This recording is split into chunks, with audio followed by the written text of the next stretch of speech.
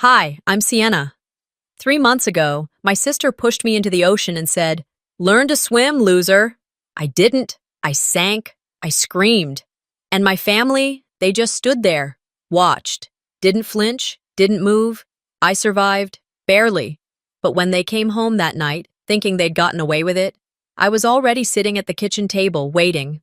What makes a family decide you're no longer worth saving? How long had they planned it? And what happens when the quiet one stops playing along? It took me longer than usual to get dressed. The navy blue dress I picked out wasn't new, just clean, simple, unassuming.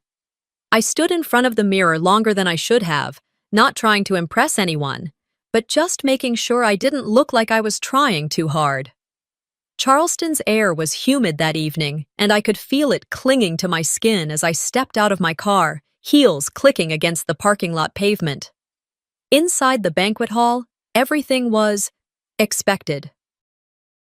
White linens, gold-trimmed place settings, a live jazz trio softly playing in the corner.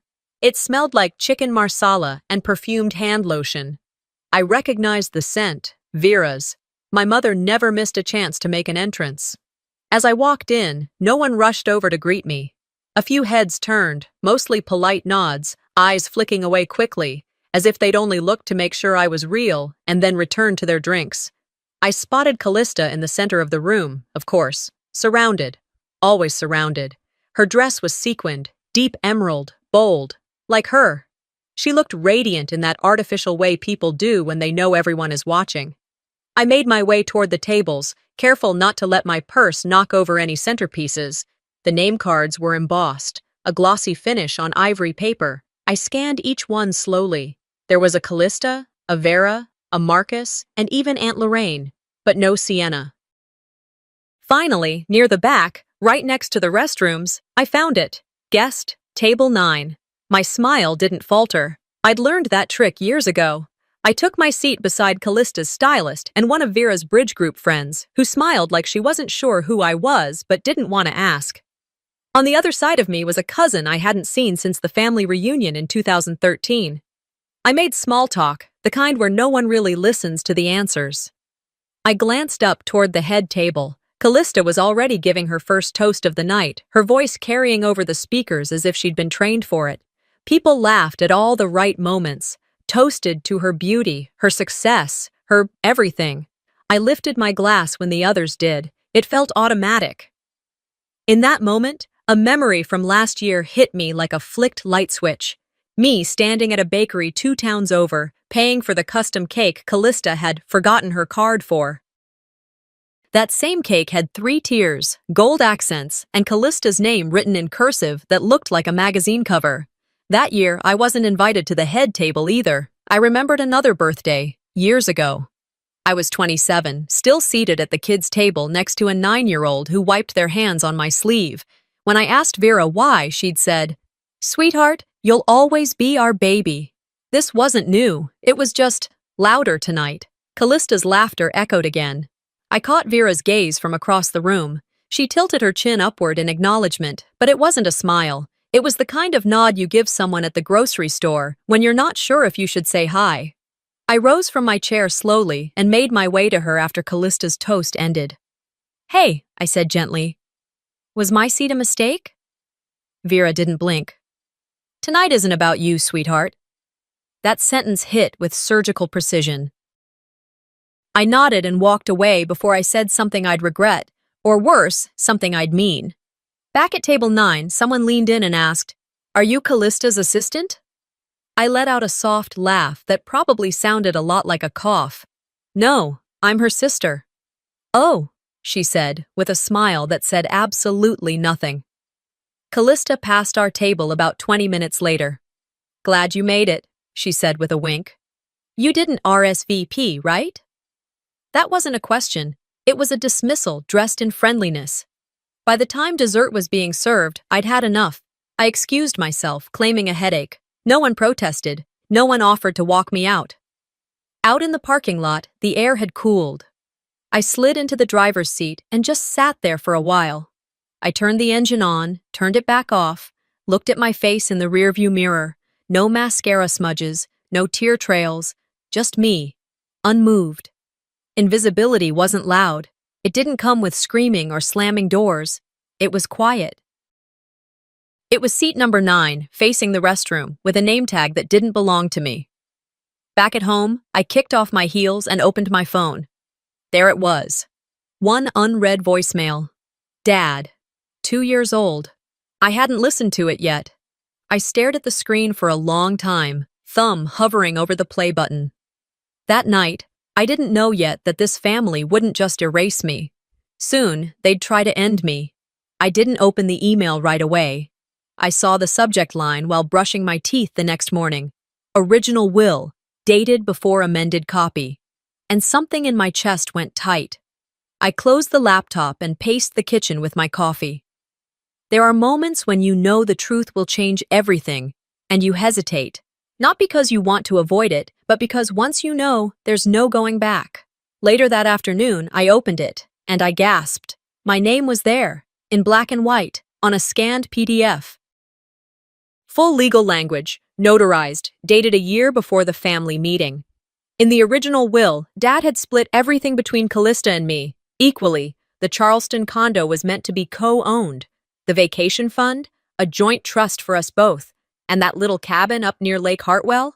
It was listed under my name alone. Now it was all gone. Just like that, 3 weeks had passed since that miserable birthday dinner, and the wounds hadn't scabbed over. They'd deepened. Callista called me that Thursday, her voice all cheer and syrup. "We're doing a little get-together Sunday," she said. "Mom wants to go over some things about Dad's estate. Just family. Come by if you can." As if nothing had happened. And I went. Because I needed to see it for myself. I needed to hear how they'd try to explain it away. Sunday afternoon, I drove out to Vera's house, a tidy 2-story tucked into an aging neighborhood where the hedges were always manicured, and the gossip traveled faster than the wind. Vera's porch still had the same flower pots from 10 years ago, but the paint on the shutters had faded. Callista's SUV was parked diagonally in the driveway, of course, like it owned the place. Inside, the air was thick with potpourri and lemon furniture polish. The smell always reminded me of control. Every candle, every framed photo in that house told you who mattered and who didn't. I walked into the living room where everyone was already seated. Callista lounged on the love seat like it was her throne. Marcus and Aunt Lorraine were chatting quietly on the side. Vera sat near the fireplace, her posture straight, hands folded neatly on her lap like she was attending a church board meeting. The lawyer was new, young, polished, and trying too hard to smile. His name was Mr. Denning. He stood beside the coffee table, a slim stack of papers in front of him. "We'll keep this brief," he began. I took the last open seat, notebook in hand, pen ready, like the naive version of me believed there'd be anything to write down. Mr. Denning began reading the will. Callista was named primary beneficiary of the condo. Vera would receive the remaining vacation accounts. The family art pieces would go to various cousins. Marcus somehow was getting a painting my dad hated. And me. Nothing. Not even a mention. Not even a symbolic item, like a pocket knife or an old photo album. I stared ahead, forcing my face to stay calm, even as my palms grew damp. When Mr. Denning finished, there was a silence that buzzed. I cleared my throat. "Was this Dad's decision?" I asked, eyes on Vera. She didn't blink. "You've always been the independent one, Sienna. Your father knew that. He felt you'd do just fine without needing anything handed to you." The way she said it, like it was a compliment, like she was doing me a favor by cutting me out of his legacy.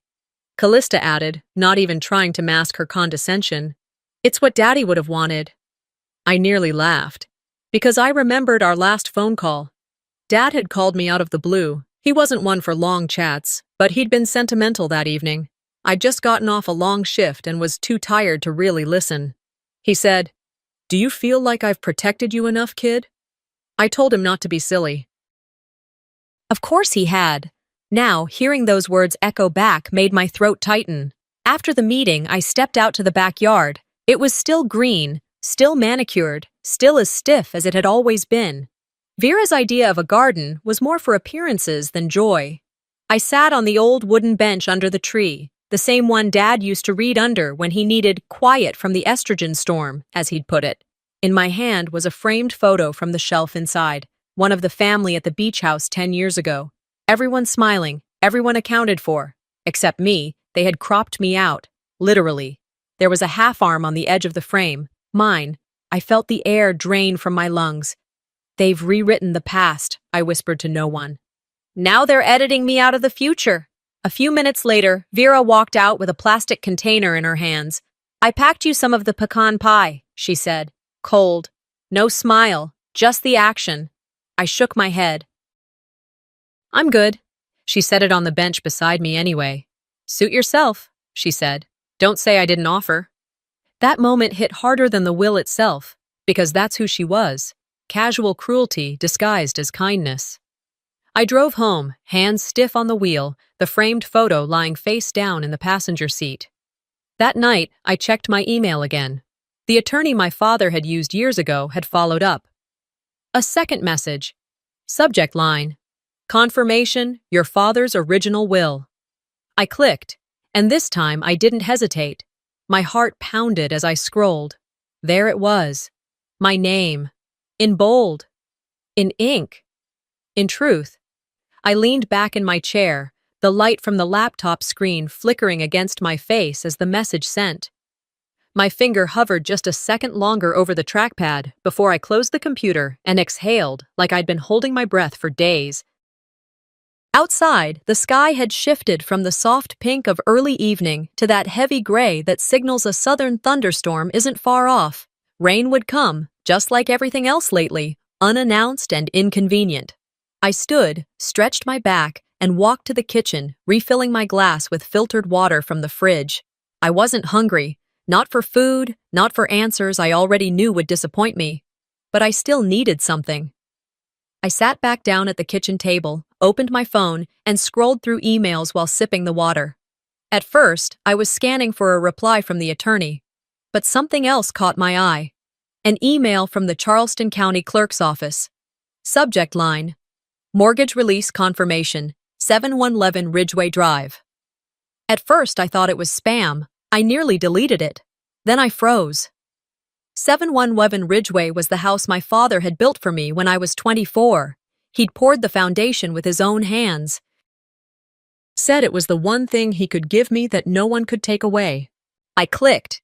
The body of the email confirmed the mortgage had been cleared, the property sold. 3 weeks ago.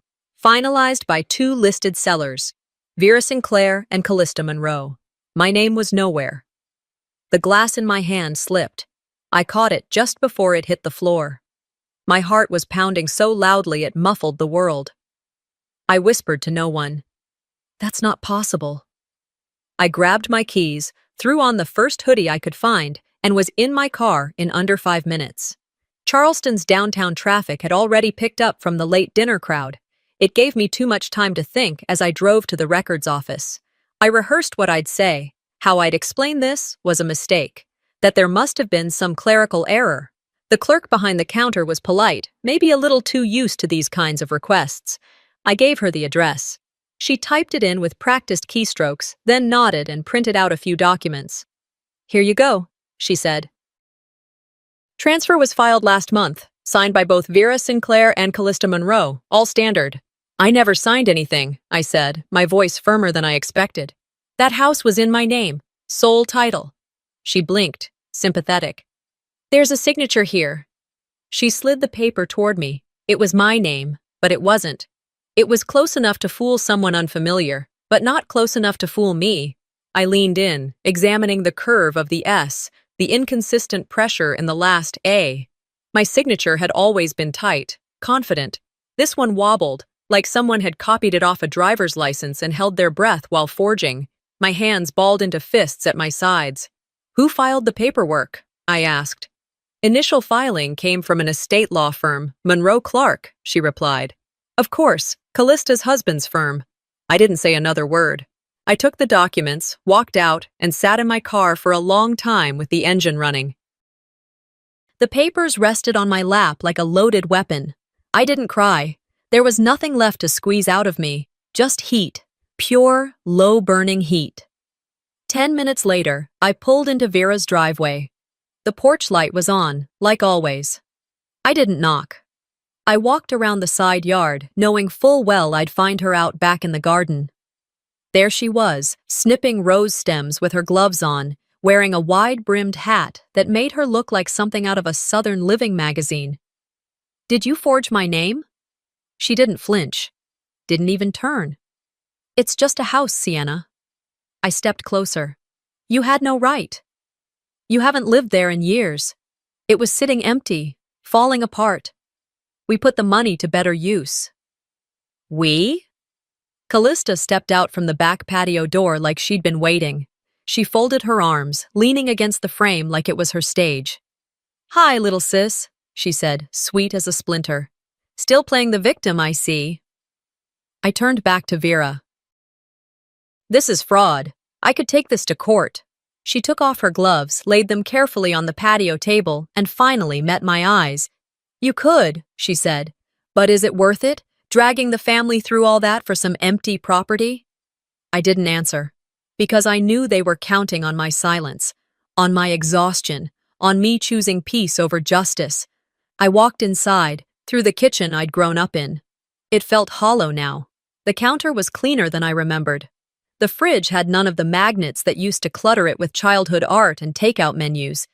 I checked the cabinet near the back door. Empty. Dad's old toolbox was gone. The drawer beneath it, where he used to keep stamps and envelopes, was filled with neatly folded linen napkins now. New ones. Not a trace of him left. They hadn't just taken the house. They'd been erasing me, inch by inch.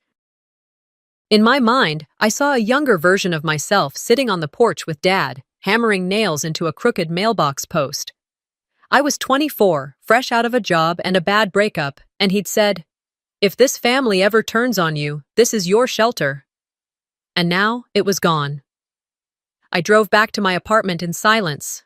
No radio. Just the rhythmic click of the turn signal and the sound of rubber against pavement. When I got home, I tossed the forged documents on the kitchen counter, opened the voice memo app on my phone, and began speaking.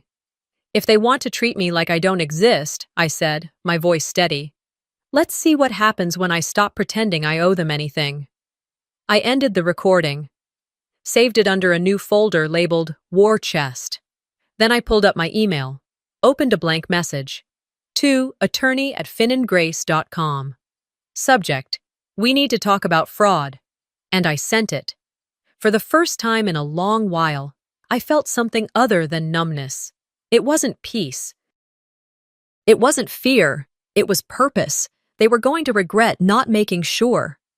That thought rang in my head, sharp and quiet, as the ambulance doors slammed shut behind me.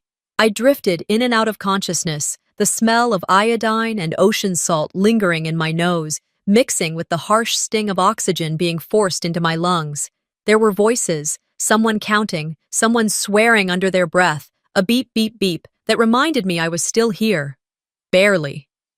It was 2 days before I fully opened my eyes again, and even then, I couldn't move without the dull ache in my chest reminding me that water had filled places where air was supposed to be.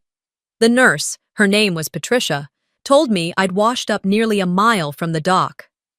"A jogger found you," she said, gently adjusting the blanket. "You weren't breathing when the EMTs got there." I blinked slowly. They didn't think you'd make it, but I had. And now, lying there with a tangle of tubes and a monitor clicking beside me, the fog in my mind began to clear, moment by moment, memory by memory. Callista. The dock. Her voice. "Learn to swim, loser." The way she laughed. The way they all watched. They hadn't saved me. They hadn't panicked. They'd walked away. Patricia gave me a phone later that evening. I asked for it, not to call anyone. I knew no one was coming, but to check the date. I needed to know how long it had been. 48 hours since they'd tried to erase me. I tapped open my email, then my notes app. I started typing. Names, dates, deeds, everything I could remember from the past few months. And that's when I saw the calendar reminder. Family Beach Weekend. Folly House. The plan had been in motion long before dinner was served. They lured me there. It had been Callista's idea. We need to keep traditions alive, she'd said with that fake little laugh. Even after everything, we're still family. Family. A word I no longer trusted. I'd arrived late on purpose that day, parking down the street to avoid the usual parade of forced smiles. The rental house was identical to the ones before. Beach-themed decor, seashell art, pale blue walls, the scent of sunscreen and old air freshener. Inside, the energy had been off from the start. Too cheerful, too calculated. Callista had hugged everyone, Aunt Lorraine, Marcus, even Vera, but skipped over me entirely. Not even a nod. Just turned her body sideways like I wasn't there. Vera introduced me to one of the neighbors who stopped by to say hello. "This is our youngest," she said, her hand hovering behind me but never touching. "She's between jobs right now." Between jobs. I was working full-time at a non-profit legal clinic, but of course Vera didn't think that counted. Not in the same way Callista's brand did. Not when it couldn't be shown off on social media. At dinner, the insults were subtle, but sharp. The long table had custom name cards. Everyone had theirs, except me. I sat down quietly at the far end with Marcus, who didn't even glance up from his phone. And then Callista raised her glass. "To family," she beamed. "And to dreams that grow up with us. Remember when Sienna wanted to be a lawyer? So cute." Laughter. Some polite, some genuine. No one defended me. No one looked my way. I chewed my food slowly, swallowed the shame. I had planned to leave that night. But then Callista announced, "Let's get some sunset photos down on the dock. Sienna, you coming?" The way she said it, casual, like a challenge dressed in friendliness, I hesitated. Something in my gut twisted. I looked toward Vera, who suddenly had a headache and said she'd stay back. Marcus stood, tossing his napkin down. "Let's go. The light won't last forever."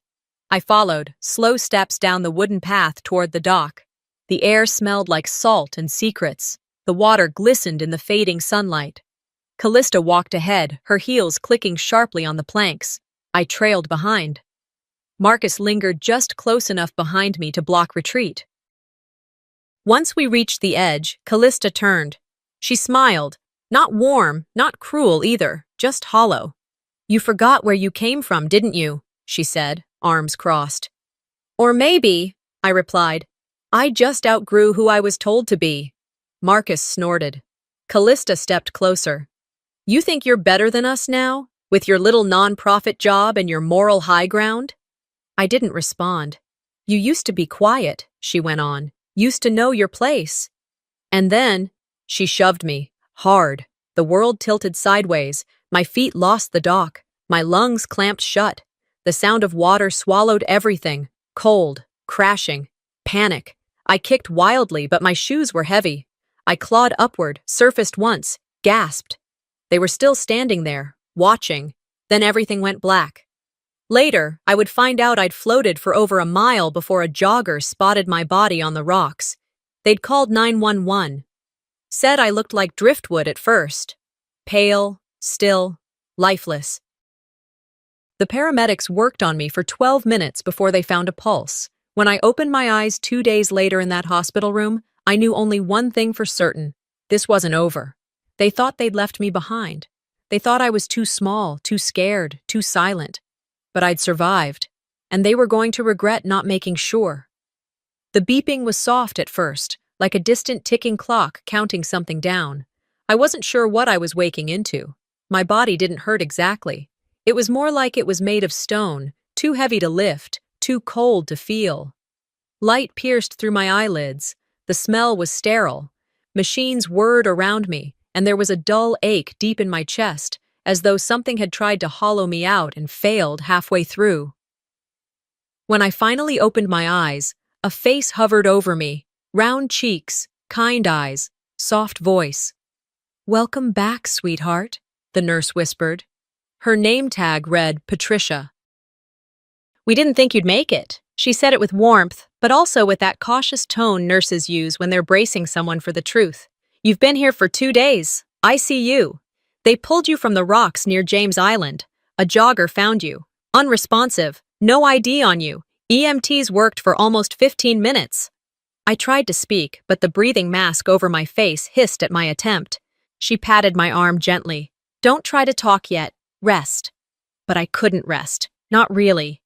My brain had woken up, even if my body hadn't caught up yet. Callista's voice rang in my skull. Learn to swim, loser. Her laugh, the way Marcus looked down at me, and Vera, her absence, her silence. I drifted back out of consciousness for a while, then in again. Patricia brought water through a straw when the tubes were gone, a soft blanket, and eventually, a phone. I figured you might want this, she said. We called your emergency contacts. No one answered. I blinked at her. My voice cracked. No one? She shook her head. Voicemail full. Eventually, the admin team listed you as no family available. I'm sorry. Those 4 words, no family available, burned more than the salt water that had torn through my lungs.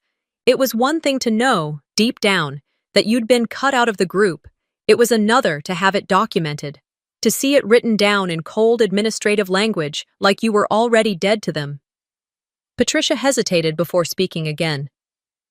Do you want us to try calling someone again? No, I rasped. They made their choice. The next morning, after I managed to shower on shaky legs and sit up for longer than 5 minutes, Patricia brought in some clothes from a donation bin, sweatpants, a loose shirt. Do you have a ride? She asked. No one's coming. She didn't argue. She just left the clothes and gave me a long, sad look, the kind reserved for people who had survived something ugly and come back changed. After she left, I opened the hospital-issued notepad they'd placed on the tray beside me. I started writing. Property records, Ridgeway, will drafts, original amended, clerk email confirmation, Callista's social accounts, TikTok video. If it exists, grab link. Voice note. Dad left. Recheck tone. Intent. It wasn't neat. It wasn't even coherent in places, but it was a list. And a list meant I was still thinking like me. They left me in the water. I'd leave them in the open. 2 hours later, Patricia walked in with my discharge paperwork. You sure about this? She asked gently. You could stay another day, get stronger. I'll recover better at home, I told her. I didn't mean physically. She didn't press. I signed the forms. She helped me walk to the curb. She offered to call a cab. I pulled up a rideshare app instead and thanked her with what little voice I had left. When I got back to my apartment, the silence wasn't peaceful. It was roaring. I dropped my bag at the door, kicked off the hospital slides, and sank to the floor, still in the baggy sweats they gave me. After a long minute, I pulled myself up and went to the hall closet. On the top shelf was a cardboard box labeled in my handwriting, Family, do not touch. I dragged it out, dumped it on the kitchen table.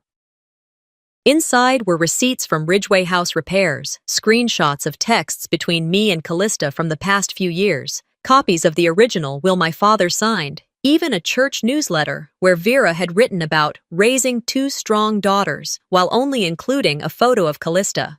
I opened a new manila folder, labeled it Phase 1. My silence had been weaponized against me for decades. They assumed I'd play the role forever, the quiet one, the helper, the forgiver, the one who smiled politely when dismissed, who nodded along to insults packaged as jokes. They wanted me invisible. But invisibility is not the same as powerlessness. And now, my silence was strategic. I picked up the hospital notepad again and drew 3 vertical lines across the page. Legal, financial, public. The 3 fronts of this quiet war. Then I reached for the phone Patricia had given back. I tapped through the voicemails. Most were spam. One from my building's office.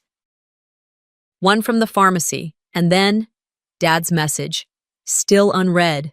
Still waiting. I tapped play. His voice filled the room. Raspy. Careful.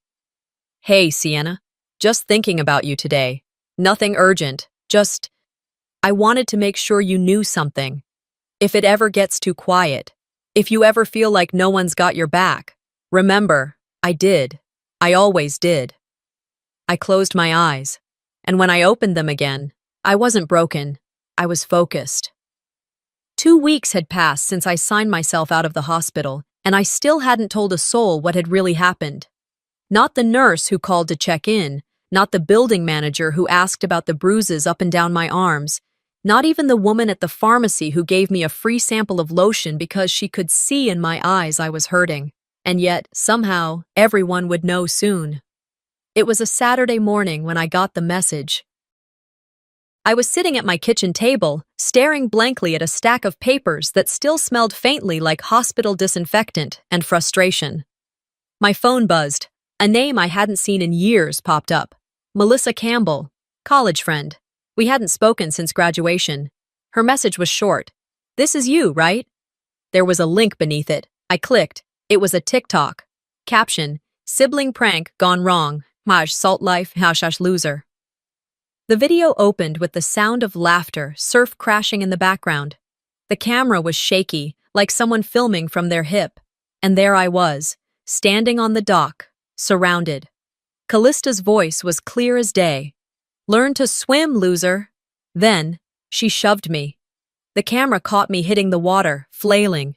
You couldn't see what happened after, but that didn't matter. The comments were already pouring in.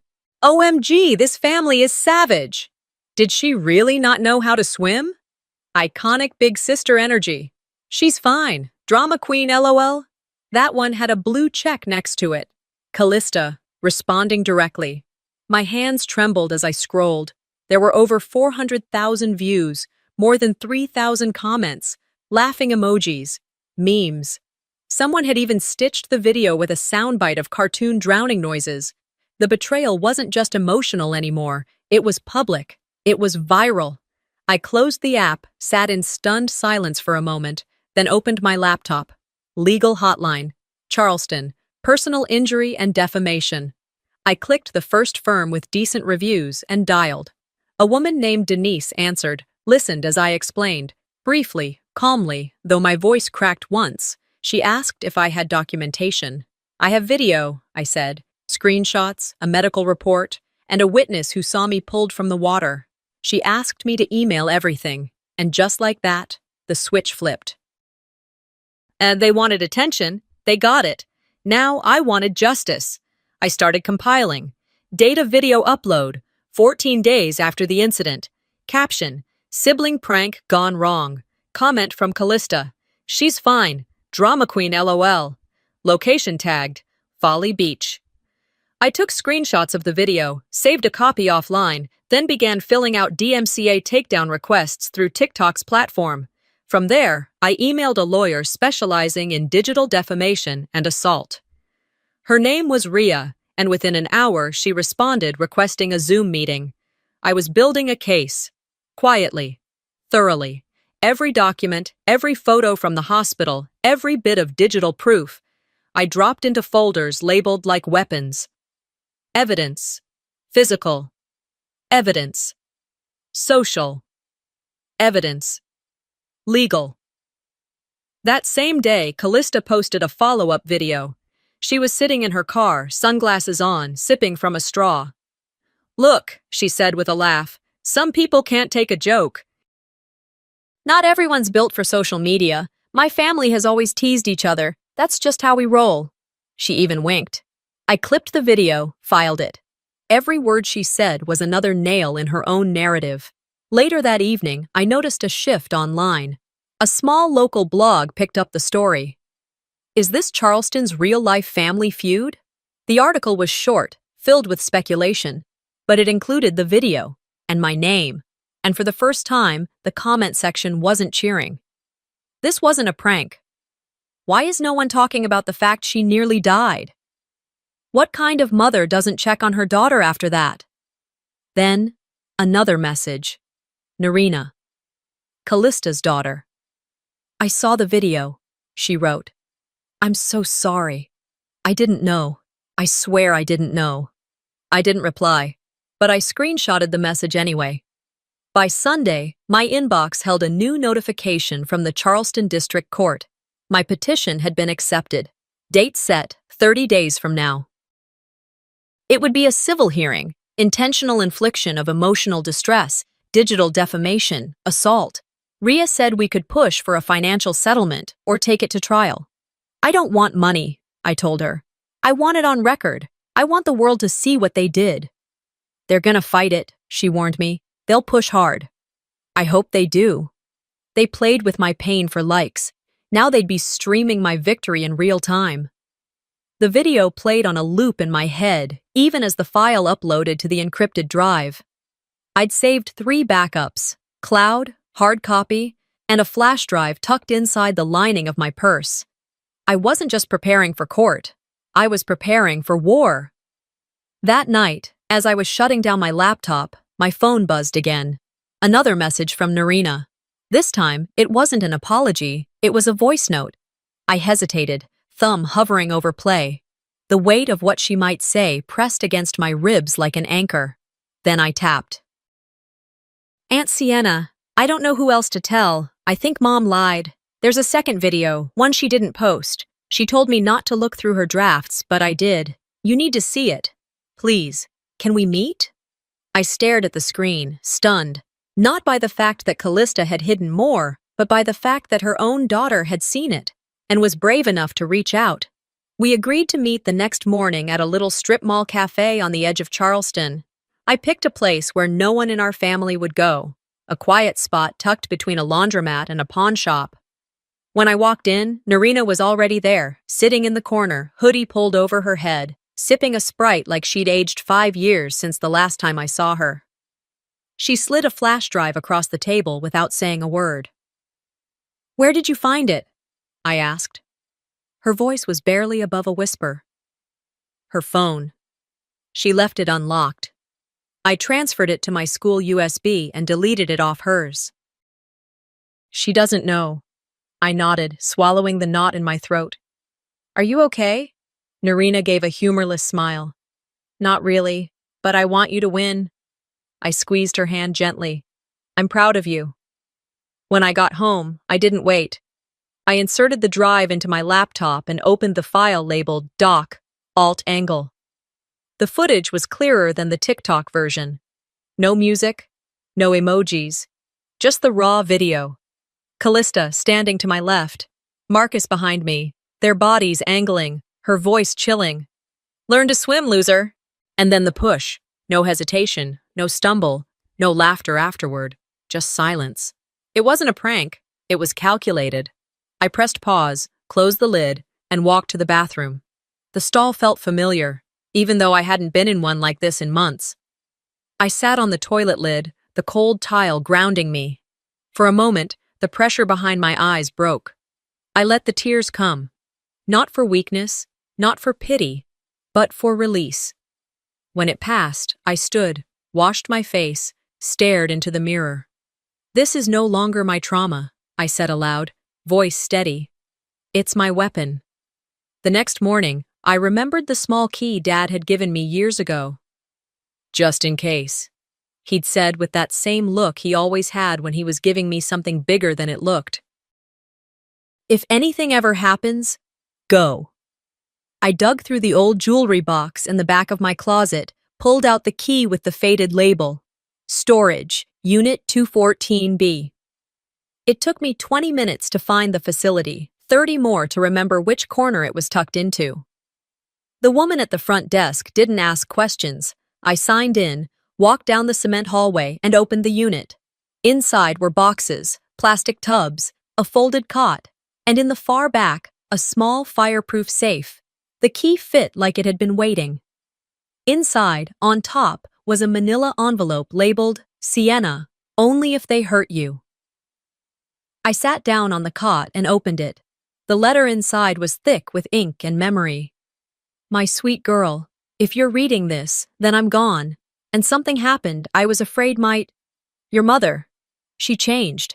I saw it years ago. And Callista, well, she always wanted to be queen of something. I hoped it would never come to this, but just in case, I left copies of the original will in this unit. I named Mr. Denning as the true executor. Don't let anyone tell you different. I made arrangements with him directly. If they ever try to erase you, you fight back. I raised a woman, not a doormat. You are not invisible to me, baby girl. Never were. Love, Dad. I sat there for nearly 20 minutes, just holding the letter, breathing in the scent of old paper and gasoline from the cot's canvas. And then I stood. By that afternoon, I was at Vera's door. She opened it with the usual air of control, arms folded, face unreadable. "What now?" she said, not even moving aside. I handed her the letter. Said nothing. She scanned it. Eyes darted left to right, her mouth parted slightly. She looked up, and for the first time in years, I saw something I hadn't seen from her since childhood. Uncertainty. "You tried to erase me," I said calmly. "He made sure you couldn't." I turned and left before she could respond. That evening, I sat in Ria's office, folder in hand. I laid everything out. Flash drive from Rowan, the video from Narina, the original will, Elior's letter, screenshots of Callista's TikToks. Ria looked at me over her glasses. "Are you ready for this?" I nodded. "Let's go to court." That night, while heating up leftover pasta, I saw a new notification from TikTok. Callista had posted again. This time, no jokes, no music. Just her face, pale under the kitchen lights. "Sometimes," she said, "blood betrays you harder than strangers. Let's see who survives the storm." I clicked, save evidence, then leaned back in my chair and whispered, "Challenge accepted." The morning of the hearing arrived with an unsettling stillness.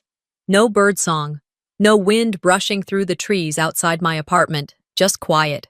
A kind of hush that came before storms or verdicts. I dressed slowly, nothing flashy, just a deep navy dress with clean lines, a blazer I hadn't worn in years, and flat black shoes. Practical. Grounded. The kind of outfit that said I wasn't there for drama, I was there for facts. At 8:03 a.m., I walked through the glass doors of the Charleston County Courthouse. The air inside was sterile, tinged with that faint metallic scent that always made me think of waiting rooms and metal file drawers. My heels echoed across the tile floor, steady and sharp. Callista had arrived already. I could see her through the glass doors of the courtroom, sitting next to her attorney, a woman in a sharp red suit with a media smile and a rehearsed confidence. Two makeup artists flitted nearby, dabbing at her cheekbones, smoothing flyaways. There were cameras in the hallway. Of course there were. Vera sat alone near the back of the gallery, sunglasses on indoors. Her arms were crossed tight over her chest, like she was bracing against more than the air conditioning. I didn't speak to her. I didn't need to, because this time, I wasn't the one on trial. We were called to order at 8:30 sharp. The judge, a wiry man in his 60s with a voice like a blade, took his seat and reviewed the case details out loud. "This is a civil suit filed by Miss Sienna Sinclair against Miss Callista Monroe. The charges are as follows: defamation, intentional emotional distress, and reckless endangerment. Miss Monroe has filed a counterclaim alleging defamation in return. The court will now hear opening statements." Callista's attorney stood first. She was good, polished, measured. She smiled when she said my name. "Ladies and gentlemen, what we have here is a family misunderstanding blown wildly out of proportion. A beach day, a sibling prank, and a viral video taken out of context.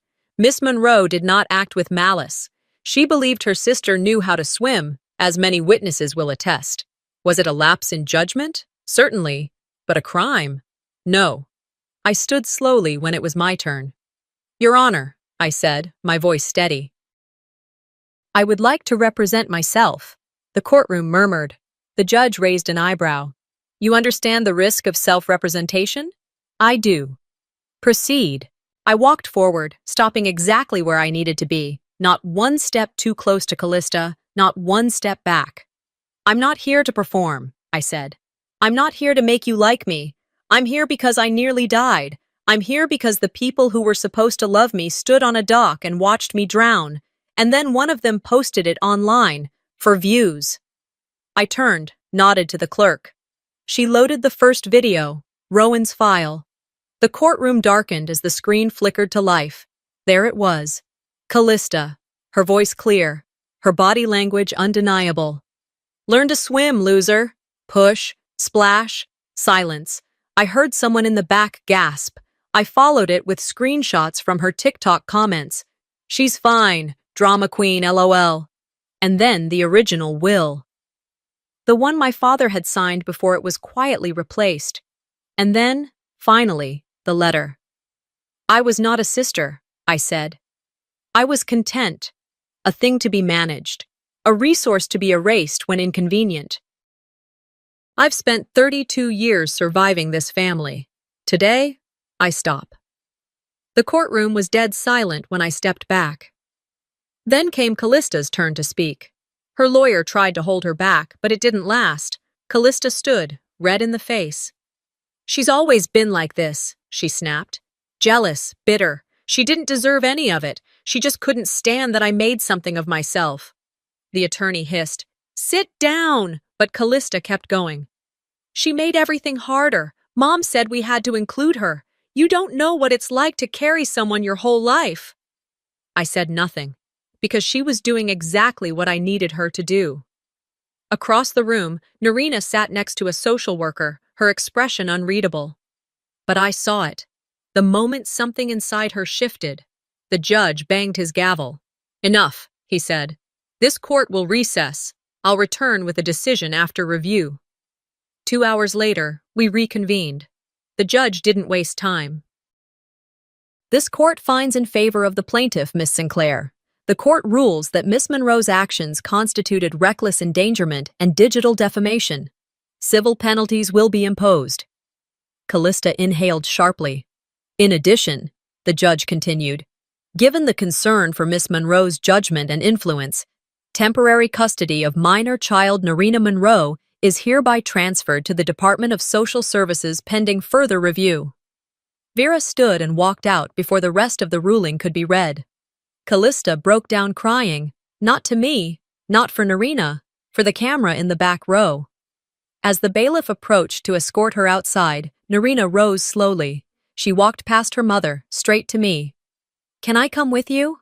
she asked, voice small. I opened my arms. She folded into them. I didn't cry. Not there. Not yet.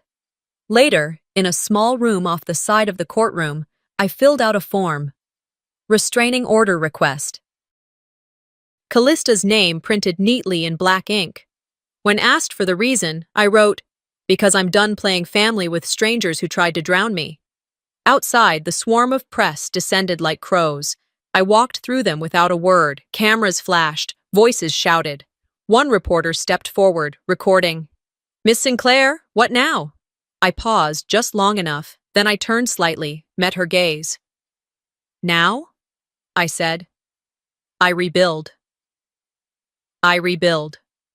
That was the last thing I said to the press, and I meant every syllable.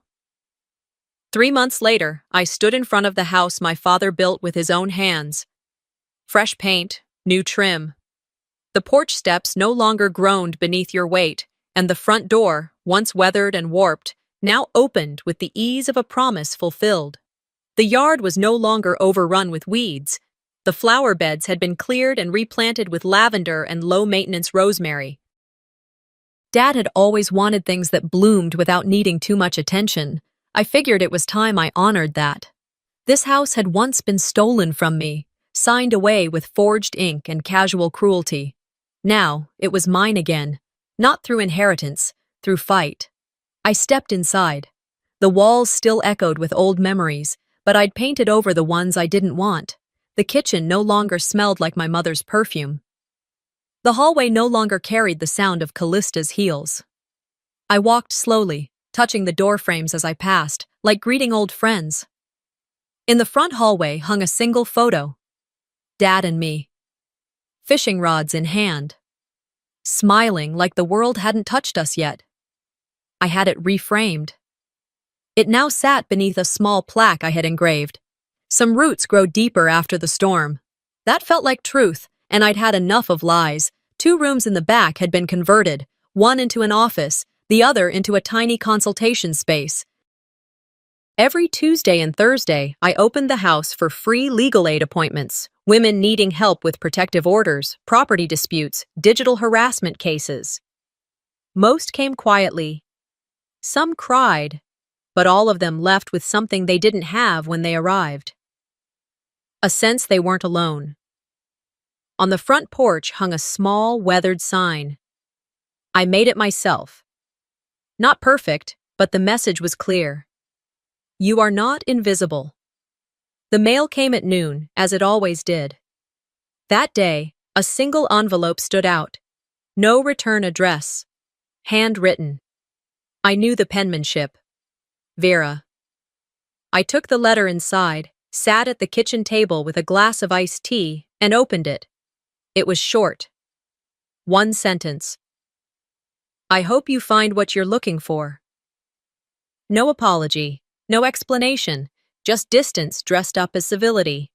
I folded it once and tucked it into the drawer beneath the sink. Not to forget, but not to carry. That same evening, just as the sun began casting long gold shadows across the backyard, I heard footsteps on the porch. It was Narina. She stood there with a small duffel bag and tired eyes. I got placed with Aunt Monica, she said quietly. She's nice, but I don't feel like I fit there. I stepped aside. She walked in. She didn't ask for permission. She didn't need to. That night, she stayed in the guest room, the one with the pale blue walls and a window that looked out over the marsh. I left a fresh towel on the bed, a new toothbrush in the drawer. When I checked on her an hour later, she was already asleep, backpack on the floor, math book open on her chest. She didn't need to say it. I knew. You didn't just save yourself, she whispered earlier on the porch. You saved me too. In the weeks that followed, we fell into a rhythm. I helped her with homework. She watered the garden. We didn't talk about Callista. We didn't need to. Some things deserve silence. Not because we're afraid of the words, but because we've finally stopped giving them oxygen. One night, after dinner, we sat on the porch together. The marshlands behind the house shimmered under the setting sun. The air smelled like salt and basil. I sipped my tea. Narina scribbled something in a notebook, brow furrowed in concentration. They taught me what silence costs, I said softly, not expecting a response. I chose to speak. They drowned me in the ocean. I looked out across the still water. I built a bridge out of it. She didn't look up, but she smiled. The wind picked up, carrying the scent of the sea into the porch screens. The sky deepened into a bruised violet, streaked with orange. Narina stood, walked inside, and returned with 2 mugs, one for each of us. She handed me mine without a word. I held it, warm between my palms, and looked at her. What? She asked with a grin. I smiled back. Nothing. Just, this feels like something Dad would have liked. She nodded. He'd be proud of you. We sat in silence as the sun disappeared behind the trees. Some wounds don't close. But some women learn to live as if they were never meant to break. Some people think silence means weakness, but sometimes it's just strategy. Sienna's story reminds us, the ones who endure the longest often carry the sharpest truths. When loyalty is abused and love turns into leverage, choosing yourself is no longer selfish, it's survival. What would you do if your own family tried to erase you? If this story made you feel something, anger, hope, maybe even healing, don't forget to subscribe. We've got more stories that hit just as deep.